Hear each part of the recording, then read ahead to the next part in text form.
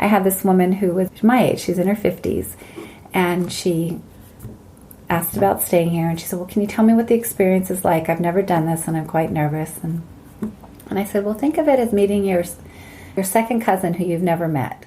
It's like, we know we're family, but we don't really know each other, but we're blood, so we know we'll get along.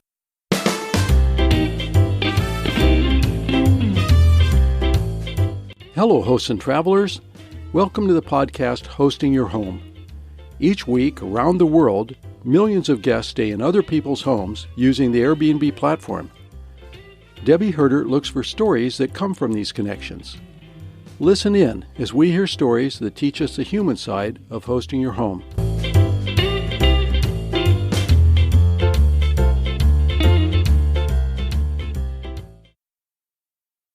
Welcome to Hosting Your Home. This is Debi.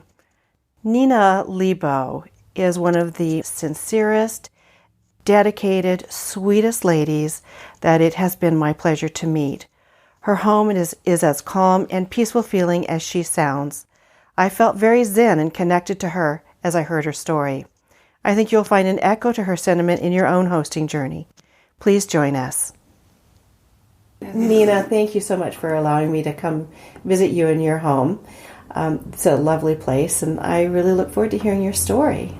Well, thank you. I'm excited that someone wants to hear it and I can share it. So I guess my story starts way back from when I was just out of high school. Somehow I stumbled across a little book in a used bookstore.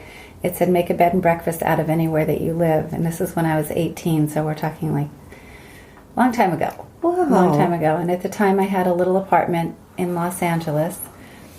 And that's where the creativity of, how could I take the extra bedroom in my city apartment and turn it into a bed and breakfast? Never did anything about it, but was always fascinated with the idea. And I grew up in pretty funky, yucky surroundings. So once I was able to be out on my own and create my own life, my aesthetic surroundings became very, very important to me. Kind of what drove my focus for my life of my home.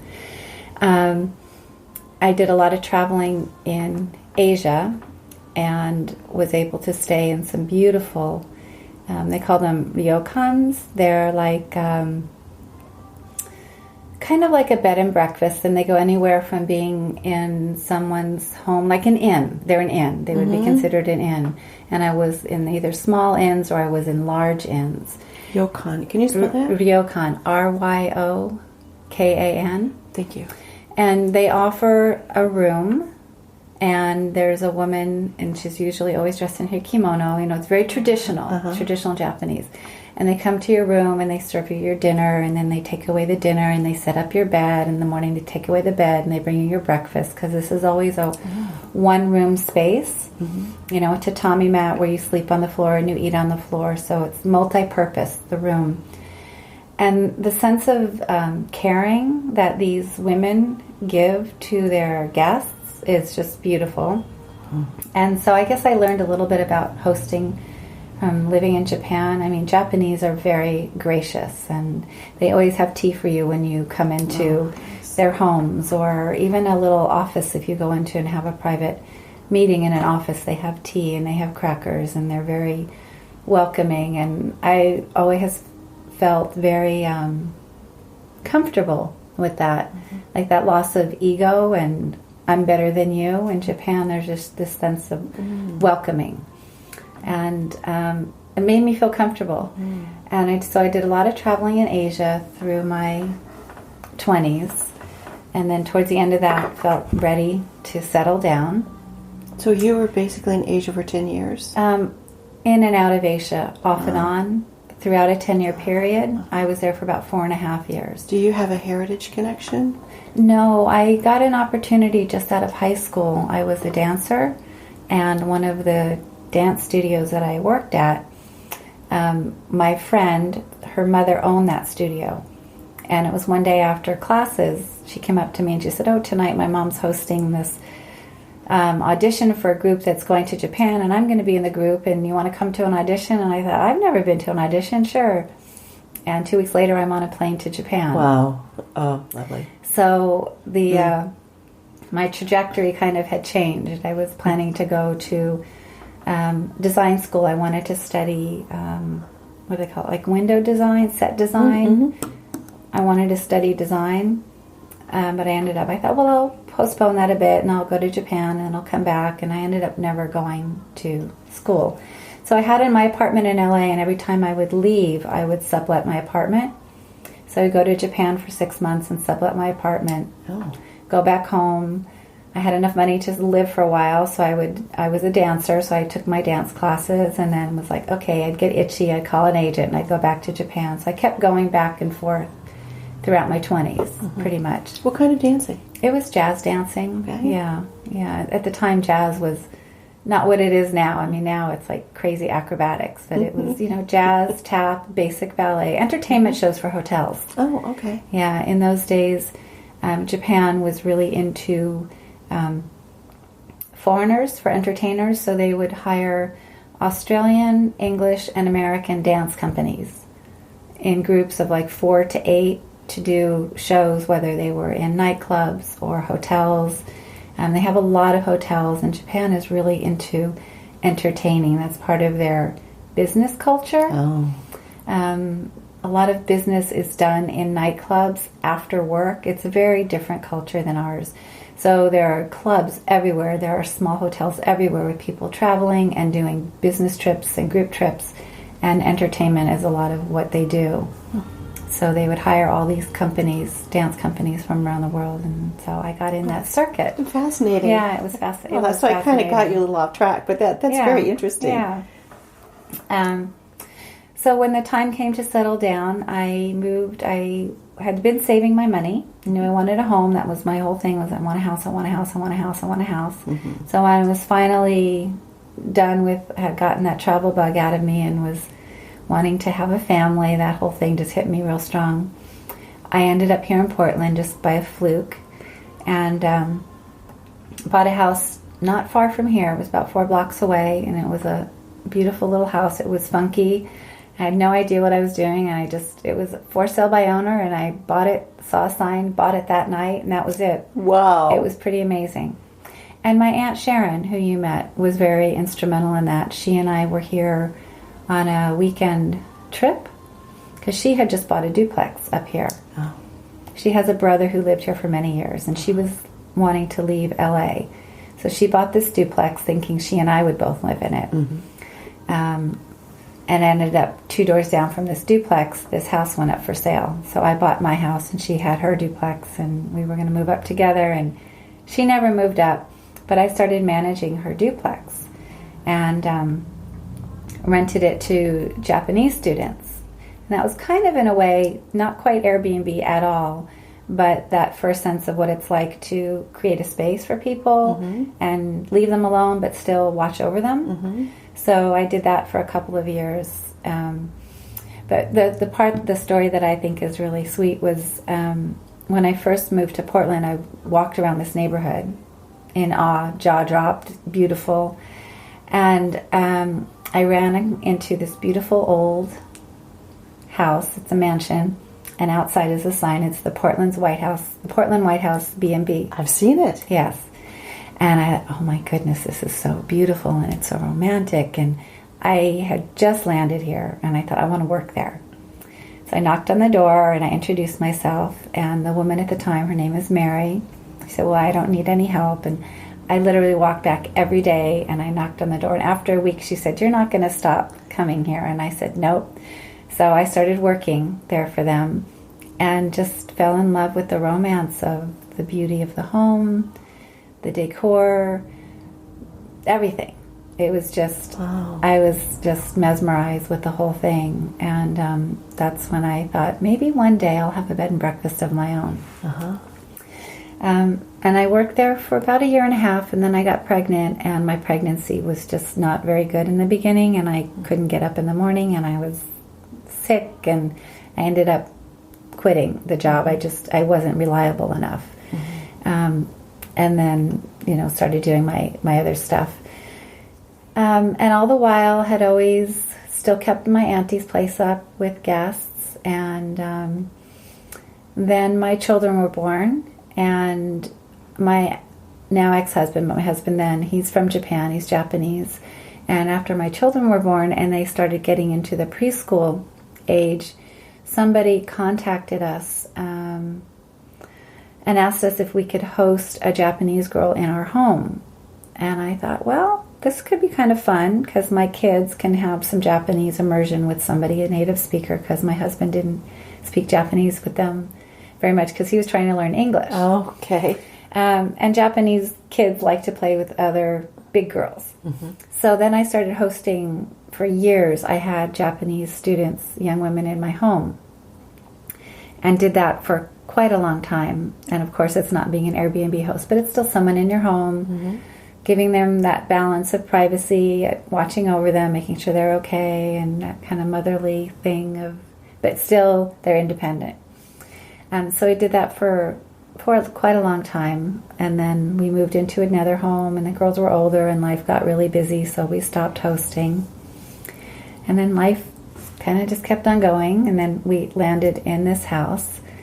And when my separation and divorce took place, I was left with all this, with a little apartment downstairs, and my husband was gone. I'm like, what am I going to do? Mm-hmm. And I was connecting with friends and neighbors about wanting to rent the basement space. It had not been rented when I was with my husband. We actually hadn't even finished that basement. It was like halfway finished. It was a project we were doing in phases.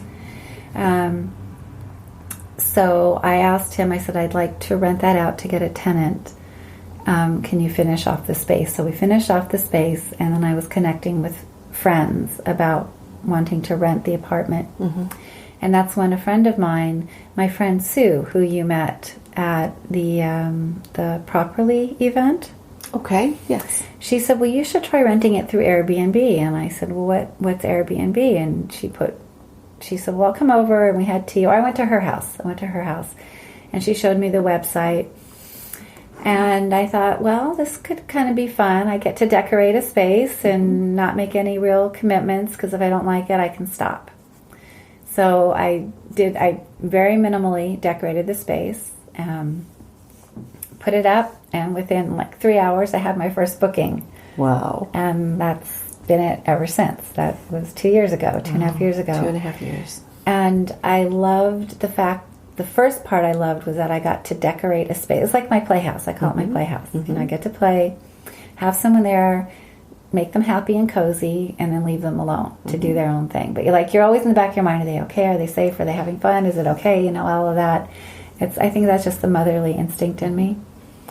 And then when my first daughter went off to college, after a while, she told me, she said, hey, Mom, you can use my bedroom for Airbnb. And I thought, well, I don't know how I'd feel about having people I don't know in my house.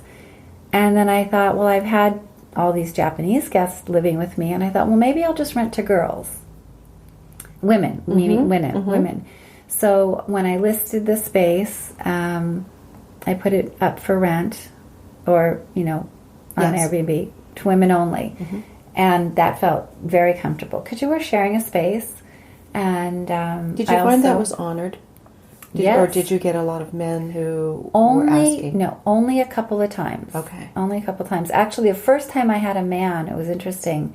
A man had inquired, and I said, oh, I'm sorry. It was for him and his girlfriend. And I said, well, this is just for women only.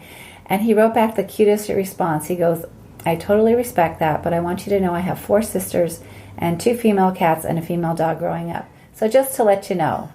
And I thought, that was so cute. And he's coming with his girlfriend. And just the vibe I got from him was really nice. And I said, well, okay, come. And they were the sweetest couple. We're still in touch with each other. Oh, cool. And so then I opened it up to women and couples only. Mm-hmm. And that's been honored. And it's been fine. And I guess luckily there's no discrimination or anything on that. Mm-hmm. And not that I don't trust men, I just don't feel as comfortable. Sure. My bedroom's right next door, and just the whole thing. And It's a shared space, and it's an intimate space. And it's totally your right. And my safety and everything. Yeah. So that's what I do. And the part that I loved when my daughter moved out and she told me I could have her room, I said, does that mean I can decorate it? can I get rid of your crap? She said, yeah, that's okay. I don't need it. But any of my good stuff, put it in the attic. So, I packaged up all her stuff. And she didn't leave very much when she left for school. And got to decorate the room. And that was, for me, just like crazy fun. And did that. And then, it's very pretty, yeah, too. Yeah, I like it. It's a nice space. And when she comes home, she loves it. So that's what it is. I've been able to have kind of that bed and breakfast dream without a full-on bed and breakfast, because I'm not a bed and breakfast person. I'm not a morning person, and the thought of having to make breakfast for someone was crazy. I couldn't do that. I was quote-unquote trained by what I consider the best, to work at the Portland Whitehouse, And your time in Japan.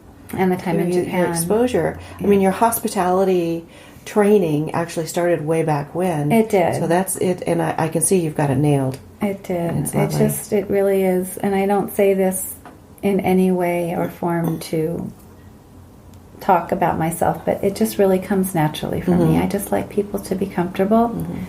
I like to make people comfortable and create an environment where they can feel calm and safe and secure. It's because I like that. Yes. And I want to be able to give that good feeling to other people. Yeah. And then to have it in my home. For me, the biggest feeling is, I know because, and this is where it comes to for me, is that I've traveled and I've been in places that feel scary. And I've traveled as a single woman in foreign countries, other than Japan, other countries. And it's so nice to land in a place where you feel safe. Yes. So when I first started doing this, especially in my bedroom, to offer a single woman an opportunity to know that she's going to be safe in someone's home, it's like, good, I'm doing some good karma there. Absolutely. Absolutely. So it's just a matter of being able to, for me selfishly, I get to play. I still play house. I've been doing it ever since I was a little girl. I still get to play house, which I love to do.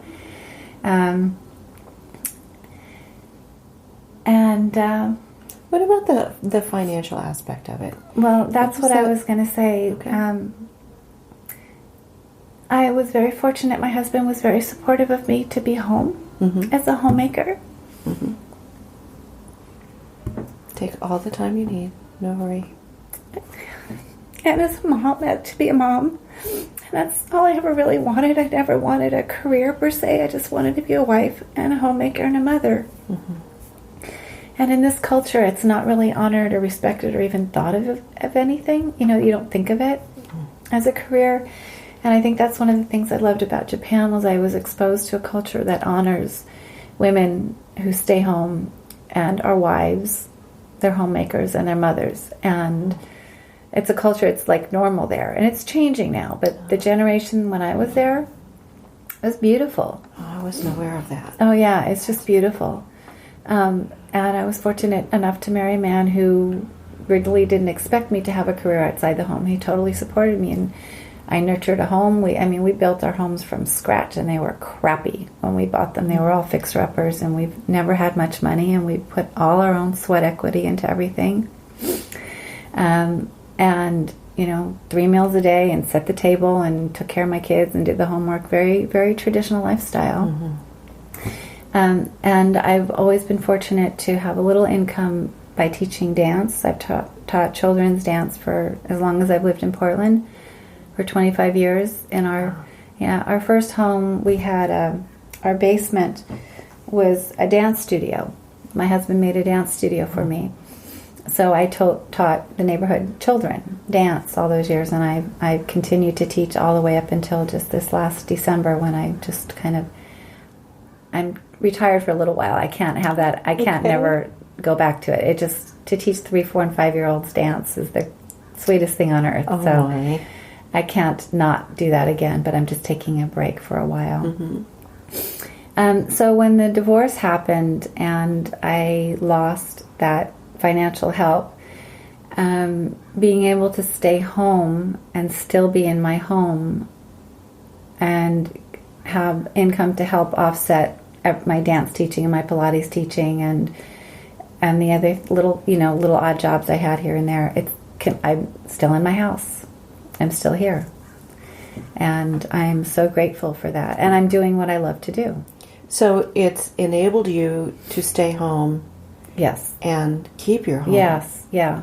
Yeah, it really has. I mean, I literally have been able to keep my home. Yeah, and you're happy doing it. Yes. Yeah. I mean, I'd much rather stay home. Like some days I'm like, God, I don't want to clean the room. And I think, no, I don't want to go out to work. This is my job. Mm-hmm. It's like, no, you're at work now. It's like, yeah, I'm at work now. Yeah, I'm cleaning my own house. Mm-hmm. So it's not, this is the work I want to do. You know, if I'm going to be working, this is the work I want to be doing. That's taking beautiful. care of my home. Yeah. Yes. Yeah. And it really is a nice feeling, too, when people come in and they say thank you, or the house is clean, or the bed is nice. You know, when you have a family, nobody says that to you. True. So now at least when I clean, there's a feeling of gratitude for it, mm-hmm. which is appreciation, mm-hmm. which is nice. And then you want to do more. Yes. And it feels good. And I do it for myself because I like to do it. Mm-hmm. I mean, I know it's a hard...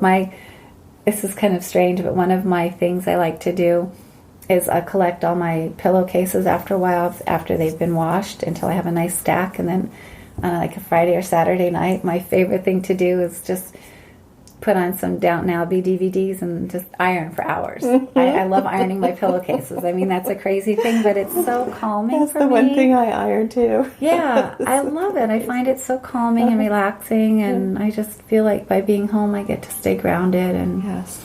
So I'm still doing what I enjoy doing, and even though I don't have a husband and I don't need a husband, but it was like how can I put this? To justify still being home, mm-hmm. staying home. Mm-hmm. I mean, I felt guilty enough, even as a homemaker, I felt guilty that I didn't go out to work. Wow. Yeah, I know, I still have that. And now, even today, I still feel like I'm supposed to go out and get a job when people say, you know, what do you do? How are you surviving? I don't consider what I do as a job. And then the other day I thought, no, this is a big job. It's absolutely a job. And then especially in the summer with, you know, running different rooms and people in and out and the texting and the messaging, it's like, whoa, mm-hmm. this is crazy. Yes. And it's not 9 to 5. It's, you know, you can get a message. And I keep my phone on in the middle of the night in case I have a guest that has a problem or they're lost, or especially the women who are traveling on their own. I mean, my phone's on constantly. It's either I'm always available for either my guests or my kids now. Have you ever needed to go rescue anyone or pick them up if they were lost or something like that? No. Good. No. No, I'm thinking, no, I haven't. Excellent. Yeah, I have 2 women with me right now from Japan. Mm-hmm. And yesterday I wasn't available to help them because I was in a training, and I gave them Sharon's information on backup, and I took them to meet Sharon. I said, if you get lost, mm-hmm. this is Sharon, you know who she is. So I just can't leave them unattended. Oh, I feel lovely. like they have to know. I have to know that they're okay. It's kind of funny, especially when I have a foreign person. And actually, I wanted to ask you about that too, since you have such a strong connection to the Japanese, and I've seen that you have guests who are Japanese as well. Mm-hmm. How do you maintain that connection? Do you do something to draw Japanese guests to you? No, and I've only had a few, to be honest. I haven't pursued that per se, and it's something I just need to take the time to do it. Mm-hmm. But how did I get my first Japanese guest? Oh, that's another super sweet story. This December, 2 years ago, I had a Japanese woman who stayed with me, and we just clicked. And we had lovely evenings hanging out in the kitchen, talking late at night. And prior to her visit with me, she stayed with a host in Southeast Portland who was a Japanese-speaking host. Mm-hmm. So she came to America, stayed with a Japanese-speaking host in Southeast Portland, and then me, I'm not fluent, but Japanese safety-speaking in Northeast Portland. And she kind of told me that she was kind of liked this man and wasn't quite sure. And I was really curious and wanted to meet him because he specialized in hosting Japanese people, and I wanted to connect with him through having the Japanese mm-hmm. community and the Airbnb. I wanted to meet another Airbnb host who I had something in common with. So she was at my house, and I said, why don't you have him come over? I'll get to meet him, and then we can connect. And he was the nicest guy ever. So when he left, I said to her, this is a nice man. I said, you should, if you're interested in him, let him know. Hi. Lou, this is my friend Debbie. Hello. Debbie, this is nice to meet Lou. you. We're just doing a little interview here. Okay. So I told her Yes, he's definitely a nice man. And if you're interested in him, New Year's Eve was coming up, and he was taking her to a New Year's Eve. He said, well, you can indicate to him that you might like him, or that you like him. On New Year's Eve, we have a tradition that you kiss somebody at New Year's Eve, at midnight. This is your way to let him know kind of that you like him. Because she wasn't sure, and he wasn't sure. And so they went to this party, and I guess they had a little kiss. I don't know what happened exactly, but so the next day or the day after, then they went out again, and she went back to Japan, and they stayed in touch, and then he visited. She came back again and stayed with him a while, and then he went there, and they're married now. Oh. I was at they had a wedding, a very sweet wedding, a year later on the exact date, a year later after they had met at City Hall. And they still host, they're Airbnb hosts, and most of their guests are Japanese. And they're the cutest couple together, and it's just lovely. Oh. And it was very sweet. Achiko was actually over here the other day. I had a Japanese guest who stayed with me, and she went from my house then to Achiko's house to stay in Southeast. So we made the connection, and Achiko came over for lunch, and the three of us had lunch together. And Achiko's English has just skyrocketed because she's now married. She lives here, and she's taking language classes, so more in English, which was good, and it's fun. It was a great story, and they're both lovely, and they're lovely hosts. So Achiko was my first Japanese guest, and then I had my first review written in Japanese. So I saw you had a little thing like that. And then I guess some other people had seen that, so you know how it is. So I've had a few. I haven't had that many Japanese guests, but I've had a handful. And once you get connected with the community, a friend tells a friend, you know how that is. So that's how that's gone. One of the other kind of clientele base that I'm trying to actually build on, because I feel so comfortable with them, is the studio where I did my Pilates training and I taught for a couple of years is here in Portland. And they're an international training school. So they have students coming from all around. Oh. And they stay for days at a time because trainings are 3 and 4 day intensives. And they have hotels listed on there, and I asked them if I could put my website. So they have my Airbnb website on there.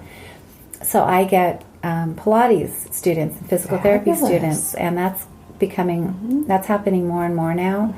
And I love that because I have a little Pilates studio here in the house, so if they want to practice anything they've learned during the day, and that way we really have something in common. We share. Yes. It's really nice. So between my Japanese guests and then when I have my Pilates guests, I feel like we have something in common, and that makes it really nice. And what about the Victoria connection, the Victoria, BC connection? That kind of has nothing to do with Airbnb at the moment. But it is your Pilates business. It is. Well, I went there for yoga training. I went there 2 years ago. It was kind of when my divorce had just happened, and I needed to get away for a little while, and I went up there for a few days, and I had just begun hosting here, and I ended up going over there and staying at an Airbnb, and was just kind of settling into this new phase of my life, and went to take a yoga class purely just for enjoyment. And I took a class from the studio, and it was this feeling of, oh my gosh, I belong here. This is an amazing teacher, and if I ever want to get certified in yoga, I want to learn from her. So 2 years later, I went up and I did my yoga certification. I was just there this past spring, and I spent 3 months there, and now my heart is very connected to Victoria. So this is where I'm having this huge pull. And I'm doing a little teaching up there, and I'm staying actually this time when I go back, because it's only short term, I'm staying at the bed and breakfast, the Airbnb that I went to 2 years ago, and I'm going back to stay with them again, so that's very exciting. Lovely. So I'm just creating something, I don't know what it is, but planting some seeds over there too. I've actually asked for some I've talked to my friends now that I have friends there, to see if there's something that's like a maybe 3 to 6 month rental, so I could go there for a while, do more training, do a little bit more teaching. There's some soul searching that I feel I really can do there. And, I'm leaving my hometown, so there's more quiet. And I'm going through this phase of my life where I just need to go inward, and that's a nice place for me to do that. So if I go there, then it's kind of like, okay, how do I work with my house here? And then the kitties are a little piece of it. So I'm not quite sure how it all come together, but Airbnb makes so much of it possible. Yes. Yeah, as a matter of fact, when I was writing my request to the Victoria Airbnb, I told them, I said, I'm so happy I get to come back here and stay at your place again. As a matter of fact, I've really fallen in love with Victoria, and I have a real heart connection there, and I'd like to go up for an extended period of time. So I'm just connecting with people to see, network to find maybe a 3 to 6 month sublet, and in a perfect world I could bring my kitty. So just thought I'd let you know for networking. And they wrote back, they said, well, our Airbnb is really slow during the winter months, maybe we can work something out, and we love kitties. And so it's like, who knows? Ooh. So it's kind of interesting, there's just, and that's what I love about the Airbnb is there's like, I had a guest, I'm backtracking, and then you'll understand the term. I had this woman who was my age, she's in her 50s, and she asked about staying here, and she said, well, can you tell me what the experience is like? I've never done this, and I'm quite nervous. And I said, well, think of it as meeting your second cousin who you've never met. It's like, we know we're family, but we don't really know each other, but we're blood, so we know we'll get along. I love that. And after her staying here, she goes, I know exactly what you mean now. And it was really cool, because that's what it feels like. We're all family. We're all part of this family unit. And we're far enough away from each other that we're not quite sure if we're really going to get on. But because we're family, we'll make it work, and we're safe. Because that's what it feels like to me. It's like we're all like second cousins all around the world. I love that feeling. I think it's just so cool. And I love so much, this is so silly, it tears me up because it's such a huge company, but it comes from that premise of Brian Chesky's thing that, we're people and we're connected. And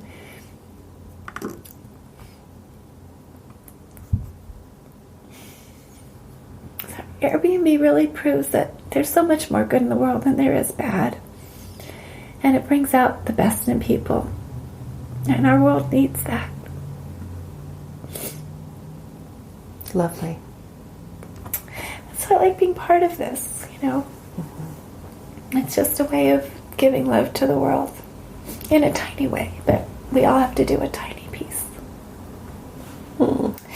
Sorry. It's so silly. But it's so true. It is. So it's meaningful.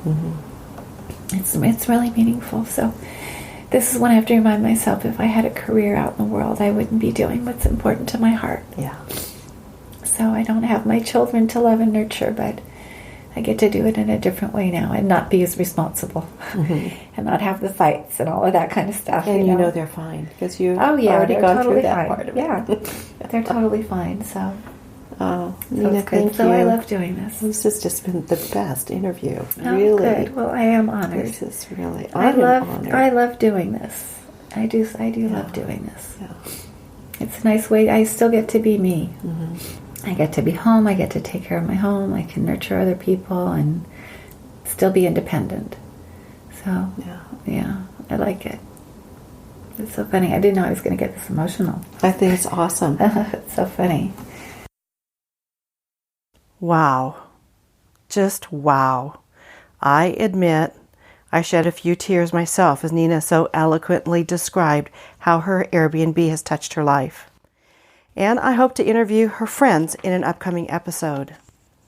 So guys, next week, Rob and I will be attending the Airbnb Open 2017 in Los Angeles. There likely will be no episode aired next week, but I do have some plans. There's a number of people and exciting stories that I've lined up, and we'll get those out to you as soon as we can. So hang on, and I hope you miss us, and we'll be back in a couple of weeks. For new listeners, our website is hostingyourhome.com, and we have a Facebook page and a Facebook group of the same name. You can find our podcast from wherever you get your podcasts. Thanks a bunch for listening, and we'll see you soon. Take care.